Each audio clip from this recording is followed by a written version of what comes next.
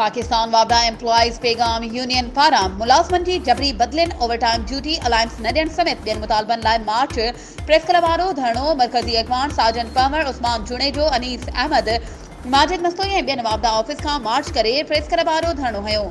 हिन मौक़े ते अॻवाननि चयो त मुल्क खे रोशन करण वारनि मज़दूरनि खे बिना जवाब परेशान कयो पियो वञे। वापदा मुलाज़मनि जा मसइला केतिरनि सालनि खां हल न पिया कया वञनि। मुलाज़मनि जूं जबरी बदलियूं ऐं मोकल वारे ॾींहुं बि जबरी तौर कमु वरितो पियो वञे। हुन चयो त ऑफिस टाइम बैदि रोज़ाना मीटिंगूं करे मुलाज़मनि खे परेशान कयो पियो वञे। वापदा मुलाज़मनि खां 8 कलाकनि खां बजाए 24 कलाक जबरी तौर कमु वरितो पियो वञे। हुननि मुतालबो कयो त फौरी तौर वापदा मुलाज़मनि जा जाइज़ मसइला हल कया वञनि। ॿी सूरत में एहतिजाज जो दायरो वसी कयो वेंदो। वधीक ख़बरूं ऐं अपडेट्स जे लाइ असांजे चैनल खे सब्सक्राइब कयो ऐं हा बेल आइकन खे प्रेस करणु न विसारिजो त जीअं असांजी हर नई अचण वारी वीडियो तव्हां ताईं पहुची